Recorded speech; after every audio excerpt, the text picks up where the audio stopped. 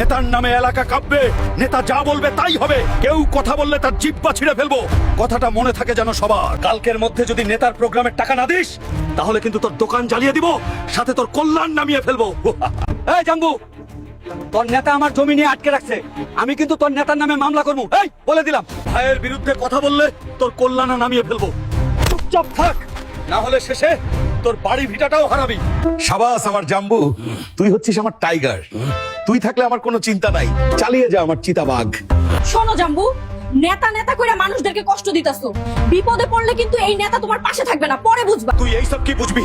নেতা আমাকে এমপি বানাবে, তখন দেখবি সবাই আমাকে দেখে ভয় থর থর করে কাঁপবে, আমাকে সালাম দিবে। শোন জাম্বু, এবার নির্বাচনে আমার প্রতিদ্বন্দ্বী যে দাঁড়িয়েছে তার বাড়িতে আগুন লাগিয়ে দে। তারপর যা হয় আমি দেখবো। যা আগুন লাগাইয়া দে শালার বাড়িতে। ভাইয়ের বিরুদ্ধে দাঁড়ায়, তাই না? এই জানোয়ার, তুই আমার বাড়িতে আগুন দিছস কেন? ভাইয়ের বিরুদ্ধে নির্বাচনে দাঁড়াবি, তাই না? এইটাই হচ্ছে ভাইয়ের বিরুদ্ধে দাঁড়ানোর ফল। শুনছো, এটা নাকি জাম্বু ভাইয়ের কাজ। চুপ কর, নাম নিলে বিপদে পড়বি। এই কাজ এমনি কেউ করতে পারে? এটা পরিকল্পিত আগুন, পলিটিক্যাল অ্যাঙ্গেল আছে। গতরাতে এক বিরোধী প্রার্থীর বাড়িতে ভয়াবহ অগ্নিসংযোগ। কে বা কারা জড়িত তা নিয়ে এলাকা জুড়ে আতঙ্ক। ভাই, পুলিশ ঘেরাও দিছে আমাকে।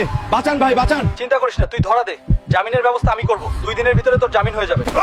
এইখানে নেতা না, এইখানে আইন। তোরা আমাকে 2 দিন আটকে রাখতে পারবি না।